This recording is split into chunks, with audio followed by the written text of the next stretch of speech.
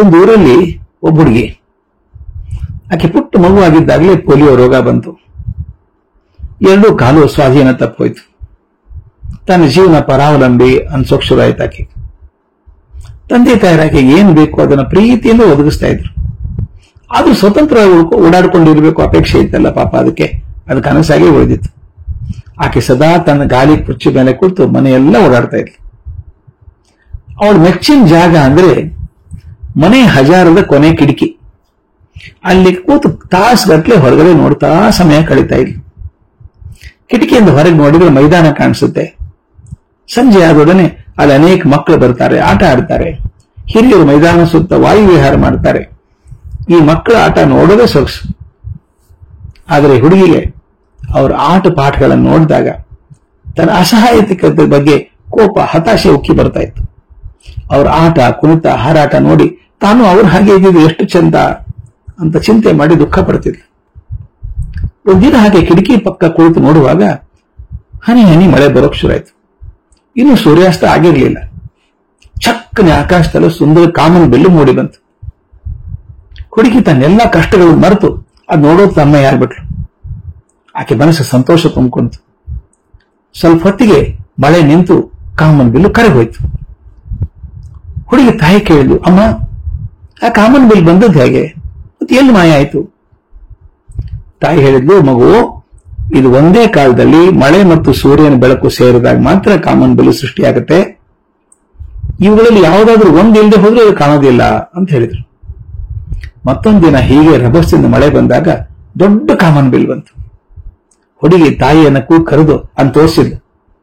ಅಮ್ಮ ಏನ್ ಮಾಡಿದೆ ಗೊತ್ತಾ, ಆ ಹುಡುಗಿನ ಎತ್ಕೊಂಡು ಕಾರೆಲ್ಲ ಕೂಡಿಸ್ಕೊಂಡು ಕಾಮನ್ ಬಿಲ್ ಇತ್ತಲ್ಲ ಆ ದಿಕ್ಕಿನ ಹತ್ರ ಓಡಿಸಿದ್ರು.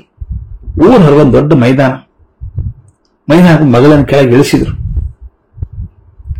ಇದುವರೆಗೂ ಹುಡುಗಿ ಅಂತ ಭವ್ಯವಾದಂಥ ವಿಶಾಲವಾದಂಥ ಕಾಮನ್ ಬಿಲ್ಲನ್ನ ಹೀಗೆ ಬಯಲಲ್ಲಿ ನಿಂತು ಎಂದೂ ನೋಡಿರಲಿಲ್ಲ. ಆಕೆ ಸಂತೋಷಕ್ಕೆ ಪಾರಾನೇ ಇರಲಿಲ್ಲ. ಆಕಾಶ ಕಡೆ ಮುಖ ಮಾಡಿ ಜೋರಾಗಿ ಕೂಗಿದ್ಲು, ಅದ್ಭುತವಾದ ಕಾಮನ ಬಿಲ್ಲೆ, ನೀನ್ ಹೇಗೆ ಅಷ್ಟು ಸುಂದರವಾಗಿ ಹೊಳಿತೀಯಪ್ಪ, ಕಾಮನ ಬಿಲ್ಲೆ ಹೇಗೆ ಹೊಳಿತೀಯ ಸುಂದರವಾಗಿ ಅಂತ ಕೇಳಿದ್ರು. ಆಗ ಆಕೆ ಧ್ವನಿ ಕೇಳಿಸ್ತಂತೆ. ಕಾಮನ ಬಿಲ್ಲು ಉತ್ತರ ಕೊಡ್ತಂತೆ, ಮಗು, ನಾನು ಇರೋದೇ ಕೆಲವು ಕ್ಷಣಗಳ ಕಾಲ. ಸೂರ್ಯನ ಬಿಸಿಲು ಮತ್ತು ಮಳೆ ಹನಿಗಳ ಮಿಲನದ ಫಲ ನಾನು ಕೆಲವೇ ಕ್ಷಣ ಮಾತ್ರ ಬದುಕಿರ್ತೇನೆ ಅಂತ ನನಗೆ ಅರಿವಿದೆ. ಆದ್ದರಿಂದ ನಾನೇನ್ ಮಾಡ್ತೀನಿ ಗೊತ್ತಾ, ಇರೋದು ಸ್ವಲ್ಪ ಕಾಲ ಅಂತ ಚಿಂತೆ ಮಾಡದೆ ಇರುವಷ್ಟು ಕಾಲ ಹೇಗೆ ನಾನು ಎಷ್ಟು ಜನರಿಗೆ ಸಂತೋಷ ಕೊಡ್ತೇನೆ, ಸಂತೃಪ್ತಿ ಕೊಡ್ತೇನೆ ಅಂತ ಚಿಂತನೆ ಮಾಡಿ ಪ್ರಯತ್ನಿಸ್ತೇನೆ. ಮತ್ತೊಬ್ಬರ ಸಂತೋಷಕ್ಕೆ ನಾನು ಪ್ರಯತ್ನ ಮಾಡಿದಾಗ ನನಗೆ ಅರಿವಿಲ್ಲದಂತೆ ನನ್ನಲ್ಲಿ ಕಾಂತಿ ಹೊಳಪು ಬರ್ತದೆ ಅಂತ ಹೇಳ್ತು. ಮರುಕ್ಷಣದಲ್ಲಿ ಮಾಯ ಆಯಿತು.